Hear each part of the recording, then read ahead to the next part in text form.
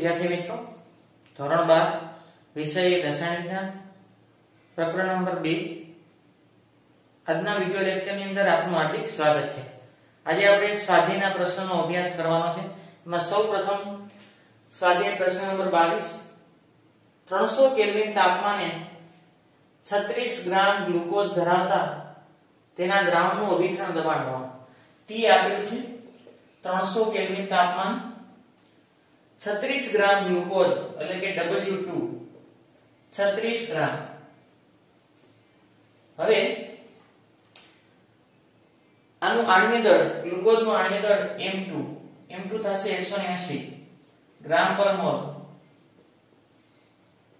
હવે તેના દ્રાવણનું અભિસરણ દબાણ પાઈ આપેલું છે। પાઈ કેટલું છે 4.98 બાર। કેટલું છે 4.98 બાર। હવે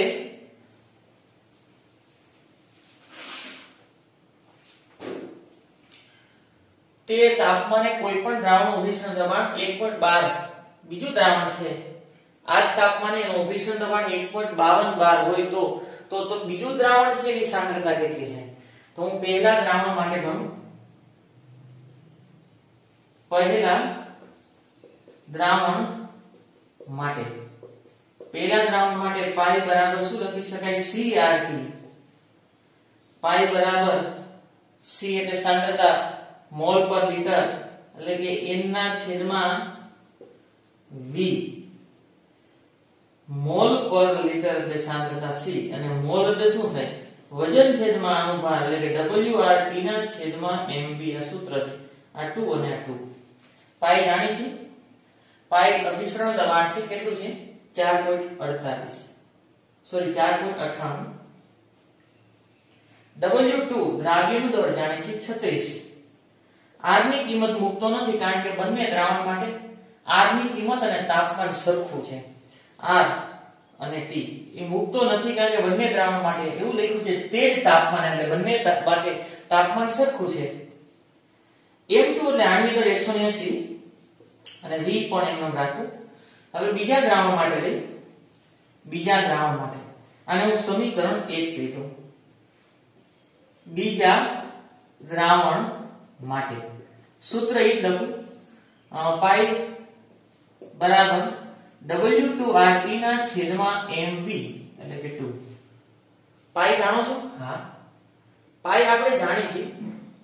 પાઈ કેટલું છે 1.52। કેટલું છે 1.52। આ આપણે મેળવવાનું છે સાંદ્રતા એટલે કે મોલ। આ મેળવવાનું છે W2M2 RT ના છેદમાં V। આને હું કીધું સમીકરણ 2। શું કીધું સમીકરણ 2। હવે સમીકરણ 2 અને 1 નો ગુણોત્તર લેતા સમીકરણ 2 અને 1 નો ગુણોત્તર લેવો।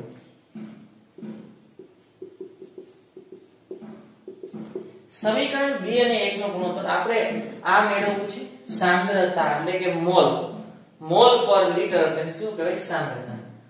તો સમીકરણ 2 અને 1 નો ગુણોત્તર આ 1.52 ના છેદમાં આ શું આવશે 4.98 બરાબર। પેલા આ લખી નાખું W2RT છેદમાં M2 અને V। હવે આ છેદમાં લખું છું એટલે કે આવશે 36 બીજું શું આવશે RT આ છેદનો છેદ ક્યાં આવી જશે અંશ એટલે કે 180 અને v કેન્સલ થતું એટલું કરી નાખો v કેન્સલ થઈ જશે RT કેન્સલ થઈ જશે। આ આપણે મેળવવાનું છે તો W2 ના છેદમાં M2 બરાબર W2 ના છેદમાં M2 બરાબર 1.52 એને ગુણ્યા 36 આગળ આ છેદમાં 4.98 આ છેદમાં આવશે 180।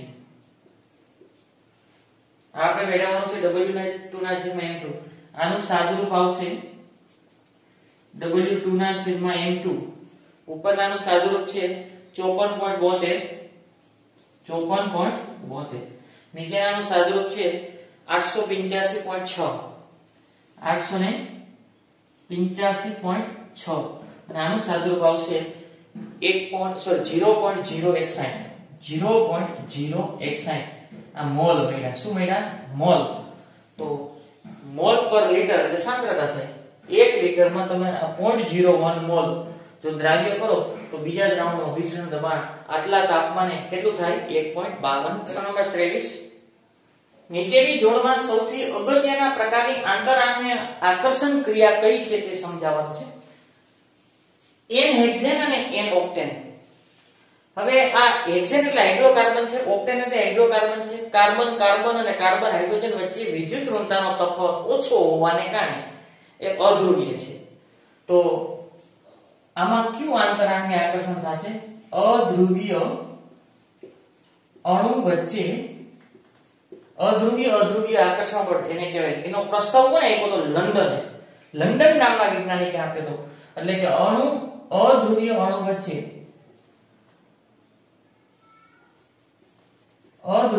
વચ્ચે લંડન બળ. કારણ કે અધ્રુવીય આકર્ષણ બળનો પ્રસ્તાવ સૌપ્રથમ લંડન નામના વૈજ્ઞાનિકે આપેલો હતો એટલે એને લંડન બળ કહેવાય. હવે CCl4 I2 તો અધ્રુવીય છે અને CCl4 એટલા માટે અધ્રુવીય છે કારણ કે એનો આકાર આવો છે C Cl Cl Cl અને Cl બંધ ધ્રુવીય છે પણ ચારેય બાજુ વિદ્યુત ઋણતા વેચાઈ જાય છે એટલે અણુ અધ્રુવીય થઈ જાય. કારણ કે દ્વિધ્રુવીય ચાર્જ માત્ર 0 થઈ જાય છે. આ તો અધ્રુવીય છે, આ બંધ ધ્રુવીય છે પણ એનું મ્યુ 0 થઈ જાય છે. આ જ આવશે અધ્રુવીય આકર્ષણ અથવા અધ્રુવીય અણુ વચ્ચે શું લખી શકાય? લંડન બળ. આગળ આ પાણી છે અને આ આયનીય છે, આ પ્લસ અને આ માઈનસ. તો આયનીય દ્વિધ્રુવીય આકર્ષણ, આ આયનીય છે અને પાણી દ્વિધ્રુવીય છે. તો કયું આકર્ષણ થશે? આયનીય દ્વિધ્રુવીય આકર્ષણ અથવા આંતરક્રિયા. આકર્ષણ અથવા આંતરક્રિયા. હવે મિથેનોલ ની વાત કરી. આ મિથેનોલ નું બંધારણ આવું છે. આની પાસે અબંધકારક છે ને હાઇડ્રોજન છે. એસિટોન નું બંધારણ આવું છે. હવે જો આ ધનભારિત હાઇડ્રોજન છે ને આની પાસે અબંધકારક ઇલેક્ટ્રોન છે તો અહીં હાઇડ્રોજન બંધ બનશે. તો શું લખાય? આંતરઆણ્વીય H બંધ. આંતરઆણ્વીય H બંધ. આની પાસે ધનભારિત હાઇડ્રોજન છે તો આના અબંધકારક ઇલેક્ટ્રોન સાથે આકર્ષણ પામે એટલે હાઇડ્રોજન બંધ બનશે. એસિટોનાઇટ્રાઇલ Ca3 C ટ્રિપલ બંધ N અને એસિટોન Ca3 C ડબલ બંધ O Ca3. ચેક કરો. કાર્બન કરતા નાઇટ્રોજનની વિદ્યુત ઋણતા વધારે, ઇલેક્ટ્રોન નાઇટ્રોજન તરફ ખેંચાય એટલે ડેલ્ટા નેગેટિવ અને ડેલ્ટા પોઝિટિવ. અહીં ઓક્સિજન તરફ ખેંચાય ડેલ્ટા નેગેટિવ ડેલ્ટા પોઝિટિવ. આ પણ ધ્રુવીય છે, આ પણ ધ્રુવીય છે. તો આંતરઆણ્વીય ક્રિયા શું થાય? દ્વિધ્રુવીય બંને ધ્રુવીય હોય તો દ્વિધ્રુવીય આંતરઆણ્વીય આકર્ષણ અથવા આંતરક્રિયા અથવા આકર્ષણ. દ્વિધ્રુવીય આકર્ષણ અથવા આંતરક્રિયા. અને પ્રશ્ન નંબર 24. દ્રાવ્ય દ્રાવક પારસ્પરિક ક્રિયાને આધારે નીચેનાને તેમની n-ઓક્ટેનમાં દ્રાવ્યતાના ચડતા ક્રમમાં ગોઠવો અને સમજાવો. આ બધાને n-ઓક્ટેનમાં ઉમેરવાના છે. દ્રાવક તરીકે આ છે અને આ દ્રાવ્ય છે અને ચડતા ક્રમમાં ગોઠવવાના છે.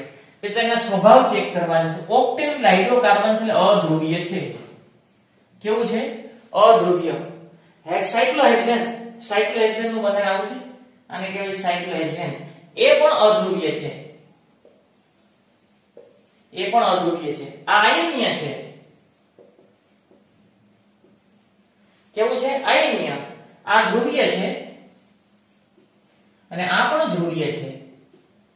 અહીં nitrogen delta negative charge delta positive charge delta negative charge delta positive charge એટલે આ પણ ધ્રુવીય છે. તો દ્રાવ્ય થવા માટે શરત શું છે? ધ્રુવીય પદાર્થમાં દ્રાવ્ય થાય અને અધ્રુવીયમાં થાય.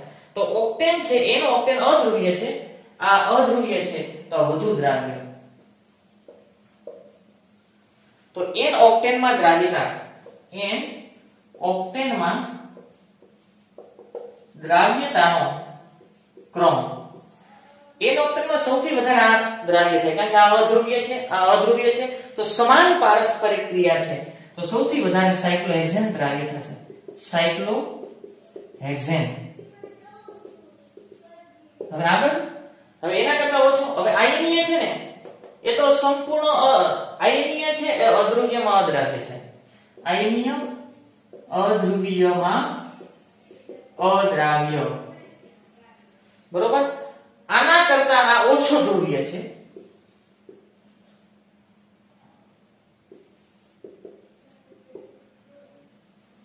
કારણ કે નાઇટ્રોજનની જેટલી વિદ્યુતમતા હોય એના કરતા ઓક્સિજનની વધારે હોય તો આ વધુ ધ્રુવીય, આ વધુ ધ્રુવીય છે અને આ ઓછો ધ્રુવીય છે. તો ઓછો ધ્રુવીય વાળો છે ને એ વધારે દ્રાવ્ય થશે, એટલે એની દ્રાવ્યતા આની અહીંયા પેલા આવશે Ca3Cn, પછી આ આવશે Ca3OH, અને અધ્રુવીય છે એ દ્રાવ્ય જ નહીં થઈ, દ્રાવ્યતાના ક્રમમાં સૌથી ઓછો, અધ્રુવીયમાં અદ્રાવ્ય. કારણ કે આ કેવું છે, આયનીય છે, ધ્રુવીય છે, તો એ અધ્રુવીયમાં કોઈ દિવસ દ્રાવ્ય થાય નહીં, તો એની દ્રાવ્યતા KCl ની સૌથી કેવી થશે, ઓછી. આ ધ્રુવીય છે, સોરી અધ્રુવીય છે, અધ્રુવીય અધ્રુવીયમાં દ્રાવ્ય. પછી આ ઓછો ધ્રુવીય છે તો થોડીક વધારે દ્રાવ્યતા હશે. આ વધારે ધ્રુવીય છે તો એની દ્રાવ્યતા હજી ઘટશે, અને આયનીય છે તો એને તો પાણીમાં દ્રાવ્ય થશે જ નહીં. આ દ્રાવ્યતાનો ક્રમ છે. સ્વાધ્યાય પ્રશ્ન નંબર 25, નીચેના સંયોજનમાંથી પાણીમાં અદ્રાવ્ય, અંશ અદ્રાવ્ય એટલે કે અલ્પદ્રાવ્ય, અને સુદ્રાવ્ય અતિદ્રાવ્ય ને અદ્રાવ્ય એટલે કે દ્રાવ્ય થતા નથી, અંશતઃ એટલે કે અલ્પદ્રાવ્ય, અને અતિદ્રાવ્ય એટલે કે સુદ્રાવ્ય. અલ્પદ્રાવ્ય અને અતિદ્રાવ્ય એટલે કે સુદ્રાવ્ય ઓળખી બતાવો. હવે ફિનોલ, ફિનોલ છે એ અલ્પદ્રાવ્ય આવશે. કેવો આવશે, અલ્પદ્રાવ્ય. કારણ એનું બંધારણ જોવું તો કે કારણનો ખ્યાલ આવે છે. હવે એમાં આ ભાગ છે ને ધ્રુવીય છે, અને આ એરોમેટિક ભાગ છે ને અધ્રુવીય છે. પાણી કેવું છે, ધ્રુવીય. તો ધ્રુવીય પદાર્થ ધ્રુવીયમાં સંપૂર્ણ દ્રાવ્ય થાય, પણ અધ્રુવીય ભાગને કારણે થોડો ઓછો દ્રાવ્ય થાય એટલે અલ્પદ્રાવ્યમાં આવશે. ટોલ્યુઈનનું બંધારણ જોવું, ટોલ્યુઈન છે ને એ અદ્રાવ્ય થશે. શું કામ અદ્રાવ્ય થાય, એનું બંધારણ આવું છે, બેન્ઝીન ઉપર CH3 અને આ અધ્રુવીય છે. તો સરસ શું છે, એનું કારણ આ થયું, ટોલ્યુઈન પાણીમાં અદ્રાવ્ય. કારણ કે ટોલ્યુઈન અધ્રુવીય છે, પાણી કેવું છે, ધ્રુવીય. તો અધ્રુવીય પદાર્થ ધ્રુવીયમાં દ્રાવ્ય થાય નહીં એટલે કે અદ્રાવ્ય. ફોર્મિક એસિડ એ સંપૂર્ણ દ્રાવ્ય એટલે કે સુદ્રાવ્ય. અતિદ્રાવ્ય, કારણ ફોર્મિક એસિડ નું બંધારણ લખું HCOOH, પાણી સાથે H બંધ, હાઇડ્રોજન બંધને કારણે પાણીમાં દ્રાવ્ય થાય. ઇથિલિન ગ્લાયકોલ અતિદ્રાવ્ય, કારણ એનું બંધારણ લખું એટલે ખ્યાલ આવે, CH2 CH2 OH અને OH. અહીં અવલકારક ઇલેક્ટ્રોન છે અને ધનભારિત હાઇડ્રોજન છે. તો ઇથિલિન ગ્લાયકોલ એ પાણી સાથે H બંધ બનાવે. ઇથિલિન ગ્લાયકોલ પાણી સાથે શું બનાવે, H બંધ. તેથી વધારે પ્રમાણમાં દ્રાવ્ય થાય. ક્લોરોફોર્મ શું થશે, અદ્રાવ્ય. ક્લોરોફોર્મ કેવું થશે, અદ્રાવ્ય. કારણ કે એ અધ્રુવીય છે, પાણી કેવું છે, ધ્રુવીય. આગળ પેન્ટેનોલ, પેન્ટેનોલ છે એ અલ્પદ્રાવ્ય, અંશતઃ દ્રાવ્ય અથવા અલ્પદ્રાવ્ય. કારણ એનું બંધારણ લખું તો ખ્યાલ પડે, CH3 CH2 CH2 CH2 1 2 3 4 આ 5 અને OH. આમાં આ ભાગ ધ્રુવીય છે અને આ ભાગ છે ને, આ ભાગ તે અધ્રુવીય છે. પાણી કેવો છે, ધ્રુવીય. તો ધ્રુવીય પદાર્થમાં દ્રાવ્ય થાય, પણ આ અધ્રુવીય ભાગને કારણે દ્રાવ્યતા ઘટે એટલે કેવો થાય, અલ્પદ્રાવ્ય. Number 31, acetic acid, trichloroacetic acid. Trichloroacetic acid સમાન જથ્થો, જો બધાનો સમાન જથ્થો લો તો તેના ઉપયોગથી પાણીના ઠાર બિંદુમાં ઘટાડો ઉપર મુજબ છે. ઠાર બિંદુમાં થતો ઘટાડો ઉપર જણાવેલા ક્રમમાં અવલોકિત કરવામાં આવ્યો છે. એટલે કે આ ક્રમમાં ઠાર બિંદુમાં થતો ઘટાડો થાય. સૌથી વધારે ઘટાડો આમાં થાય છે, કારણ કે ઠાર બિંદુમાં થતો ઘટાડો, ઠાર બિંદુ ચલે છે 1/, સંખ્યા કણ. જેમ સંખ્યા કણ વધારે ઠાર બિંદુ ચલે છે ઠાર બિંદુ ચલે છે 1/, સંખ્યા કણ। જેમ સંખ્યા કણ વધારે એમ એનું ઠાર બિંદુ ઓછું। એનું ઠાર બિંદુ કેવું થાય? ઓછું। એટલે કે ઠાર બિંદુમાં ઘટાડો વધારે થાય। જેમ સંખ્યા કણ વધારે એમ ઠાર બિંદુમાં ઘટાડો શું થાય? વધારે। તો ઘટાડો ઉપરના ક્રમમાં છે, એટલે સૌથી વધારે ઠાર બિંદુમાં આમાં ઘટાડો થાય છે એવું કે સંખ્યા કણ વધારે તો ઠાર બિંદુ ઓછું ક્યારે થાય? ઘટાડો વધારે થતો હોય તો। આગળ હવે એ સમજાવવાનું છે, કઈ તો દીધો છે કે ઠાર બિંદુ આના કરતા આનું વધારે। ઠાર બિંદુમાં થતો ઘટાડાનો ક્રમ આ રીતે છે। તો પેલા એસિટિક એસિડનું બંધારણ C H અને H, આનું નામ થાય COOH, એસિટિક એસિડ।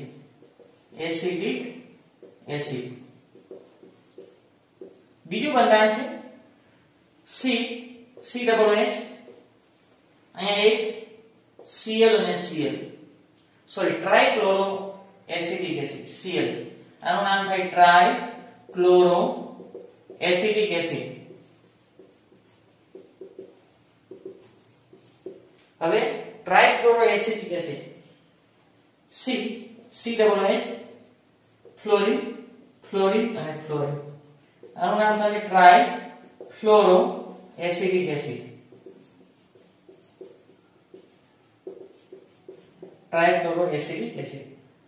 હવે આની વાત કરી તો હાઇડ્રોજન, ક્લોરીન અને ફ્લોરિન, હાઇડ્રોજન, ક્લોરીન અને ફ્લોરિનમાં સૌથી ઓછો જો વિદ્યુત ઋણ હોય ને હાઇડ્રોજન છે, અને સૌથી વધુ વિદ્યુત ઋણ ફ્લોરિન છે। સૌથી વધારે વિદ્યુત ઋણ ફ્લોરિન છે અને સૌથી ઓછો વિદ્યુત ઋણ કોણ છે? હાઇડ્રોજન। તેથી આ F3CCOOH એટલે કે ટ્રાઇફ્લોરો એસિટિક એસિડ પ્રબળ એસિડ છે, કારણ કે આકર્ષક સમૂહ છે। આપણે આવ્યું હતું જેમ આકર્ષક સમૂહની સંખ્યા વધારે એમ એસિડિક પ્રબળતા વધારે। એ એસિડની એસિડિક પ્રબળતા વધારે વધુ, તેથી તેનું આયનીકરણ વધુ, તેથી છૂટા પડતા આયનની સંખ્યા વધુ થાય।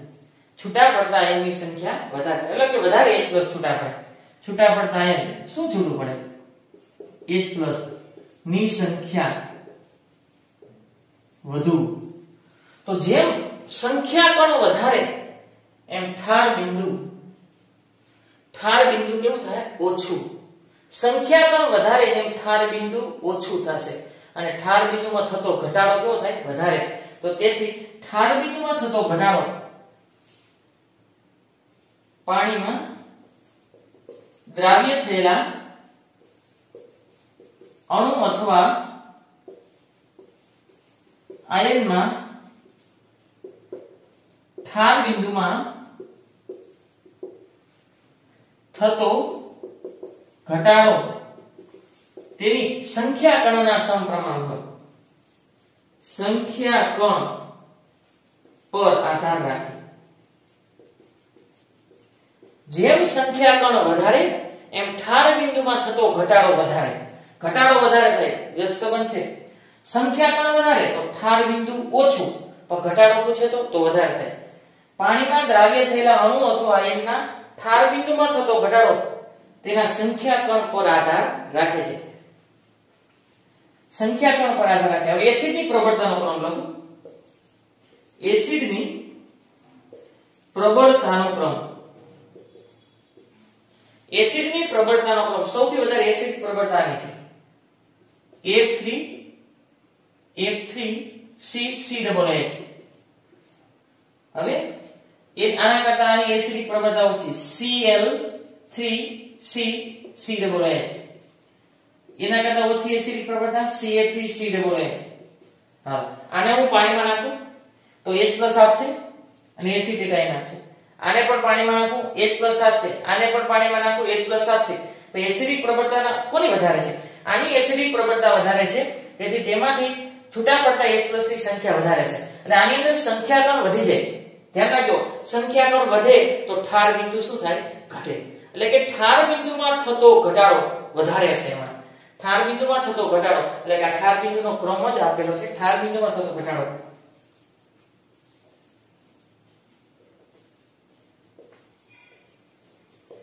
Ca3 COOH Ca3 COOH અને Ca3 ની આવશે Cl3C અને F3C COOH.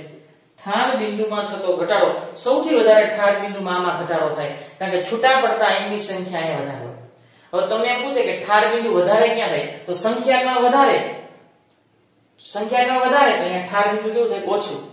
આનું ઠાર બિંદુ સૌથી ઓછું થશે, પણ ધ્યાન રાખજો અહીં ઘટાડો પૂછ્યો છે. શું પૂછ્યું છે? ઘટાડો. તો આના કરતા આના ઠાર બિંદુમાં થતો ઘટાડો વધારે હોય, એના કરતા આના ઠાર બિંદુમાં થતો ઘટાડો શું હોય? વધારે. અહીં વધારે ઘટાડો થઈ જાય, એટલે કે શુદ્ધ દ્રાવક કરતા તેમાંથી બનતા દ્રાવણના ઠાર બિંદુમાં શું થાય? ઘટાડો. દ્રાવણના ઠાર બિંદુમાં શું થાય? ઘટાડો. કારણ કે આની એસિડિક પ્રબળતા વધારે છે, તો આમાં છૂટા પડતા આયનોની સંખ્યા વધારે છે. છૂટા પડતા આયનોની સંખ્યા વધારે હોય તો ઠાર બિંદુમાં થતો ઘટાડો કેવો હોય? વધારે. એટલે ઠાર બિંદુમાં થતો ઘટાડો ક્રમમાં આપેલો જ હતો, પણ આપણે સાબિત કરવાનો હતો, સમજાવવાનો હતો. ફરીથી તમને એમ કે ઠાર બિંદુ કોનું વધારે થાય? તો જ્યાં સંખ્યા કણ વધારે ત્યાં ઠાર બિંદુ ઓછું. તો ઠાર બિંદુ ઓછું અહીંયા થાય, કારણ કે અહીંયા ઘટાડો વધારે થઈ ગયો છે. તો વધારે ઠાર બિંદુ કોને?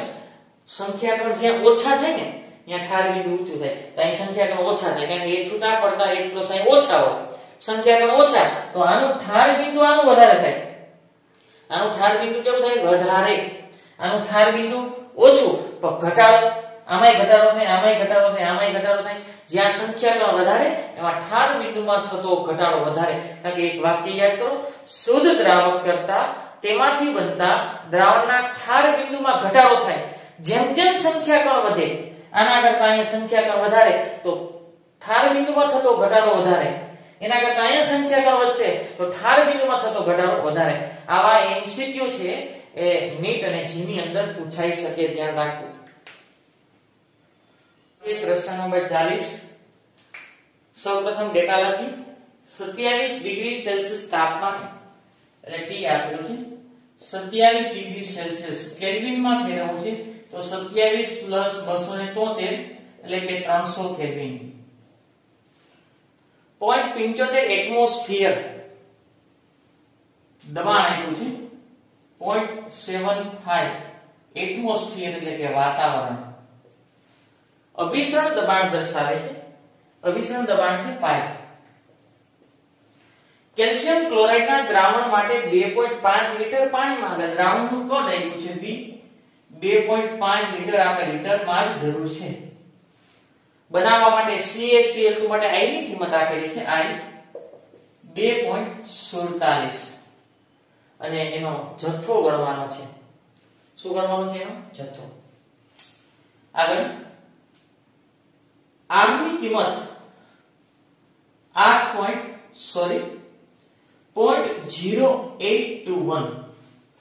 હવે આ વાતાવરણમાં છે, આ લીટરમાં છે, કેલ્વિનમાં છે અને મોલ. તો આપણે R ની કિંમત ઘણી બધી છે, લીટરમાં છે, પાસ્કલમાં છે, વાતાવરણમાં છે, પણ દબાણ વાતાવરણમાં આપેલું છે. અભિસરણ દબાણ માટે R ની કિંમત વાતાવરણમાં લેવી પડશે અને R ની કિંમત વાતાવરણની અંદર 0.082 થાય. વાતાવરણ into litre into mall inverse into kelvin inverse. મોલમાં CaCl2 નો અણુભાર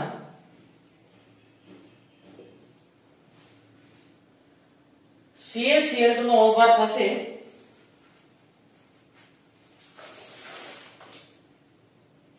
111. કેટલો થશે? 111. પાઈ બરાબર CRT. પણ જો સંયોજન કે વિયોજન થાય એવા પદાર્થ હોય તો I ઉમેરવું. પાઈ બરાબર C એટલે શું લખી શકાય? સાંદ્રતા મોલ પર લિટર. મોલ પર લિટર. મોલ બરાબર શું લખી શકાય? વજનના છેદમાં અણુભાર. વજનના છેદમાં અણુભાર. ડાયરેક્ટ આ સૂત્ર મૂકો તો પણ ચાલે. ડાયરેક્ટ આ સૂત્ર મૂકો તો હાલે. આપણે શું ગણવાનું છે? દ્રાવ્યનો જથ્થો ગણવાનો છે W2. શું મેળવવાનું છે? W2. W2 ને સૂત્રનો કરતા પહેલા કિંમત મૂક દો. મિશ્રણ દબાણ 0.75 I આપેલું છે 2.47. W2 મેળવવાનું છે. R ની કિંમત 0.0821 તાપમાન સેલ્સિયસ માં તો કેલ્વિન માં ફેરવું 300 કેલ્વિન. અણુભાર થશે 111 અને કદ લીટર માં હોવું જોઈએ 2.5 લીટર. 2.5 લીટર. W2 ને સૂત્રનો કરતા બનાવો એટલે થશે 0.75 111 2.5 આ બધું છેદમાં આવશે 2.47 0.0821 અને 300. તો W2 એટલે કે દ્રાવ્યનું દળ મળશે 3.42 ગ્રામ. 3.42 ગ્રામ. શું CaCl2 ને જો તમે 2.5 લીટર પાણીમાં ઓગાળો તો એનું અભિસરણ દબાણ કેટલું થાય? 0.75 વાતાવરણ. સ્વાધ્યાય પ્રશ્ન નંબર 41. સૌપ્રથમ ડેટા લખી 25 ડિગ્રી સેલ્સિયસ તાપમાન અને T આપ્યું છે. 25 ડિગ્રી સેલ્સિયસ એને કેલ્વિન માં ફેરવવું જોશે એટલે +25 પ્લસ 273 એટલે થશે 5 298 કેલ્વિન. કેટલું થશે? 298 કેલ્વિન. 2 લીટર દ્રાવણમાં એટલે કે V આપ્યું છે 2 લીટર. આપણે લીટરમાં જ જરૂર છે કારણ કે સાંદ્રતા મોલારિટીમાં હોય. 25 મિલીગ્રામ K2SO4 W2 25 મિલીગ્રામ એને ગ્રામમાં ફેરવવું છે એટલે કેટલા થશે? 0.025 ગ્રામ. કેટલું થશે? 0.025 ગ્રામ.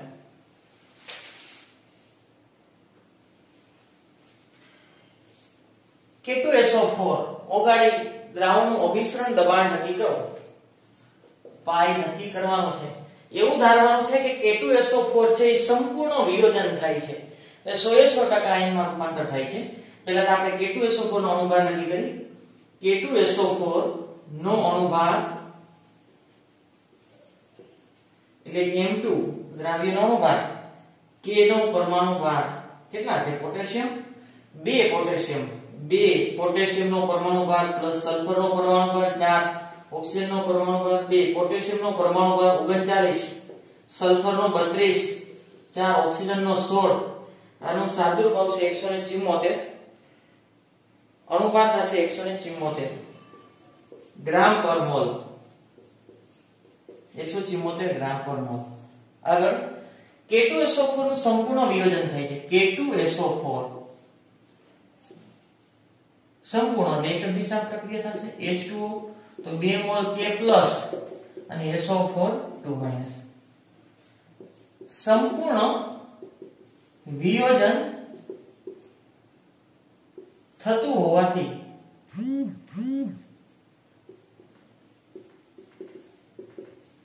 છૂટા પડતા આયનોની સંખ્યા છૂટા પડતા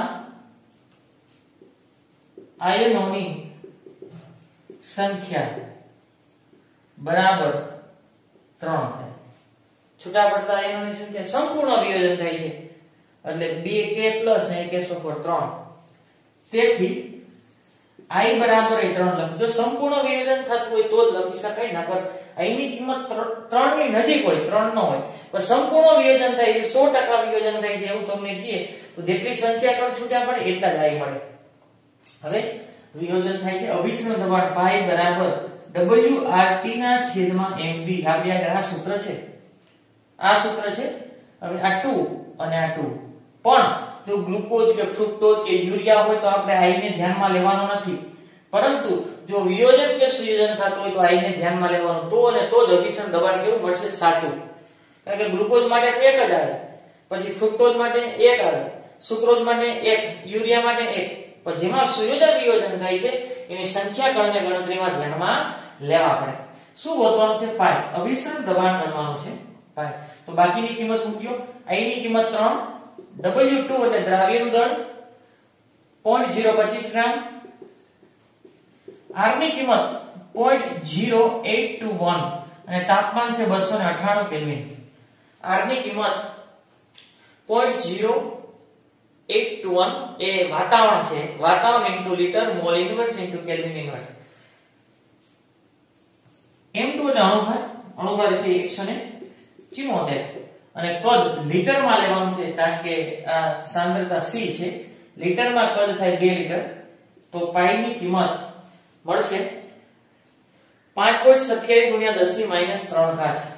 5.27 ગુણ્યા 10 ની માઈનસ 3 ઘાત વાતાવરણ. શું કામ વાતાવરણ એકમ આવશે? R નો એકમ છે એ વાતાવરણ into litre mall inverse into kelvin inverse માં છે. તો પાઈ નો એકમ શું આવશે? વાતાવરણ. 5.27 ગુણ્યા 10 ની માઈનસ 3 ઘાત વાતાવરણ.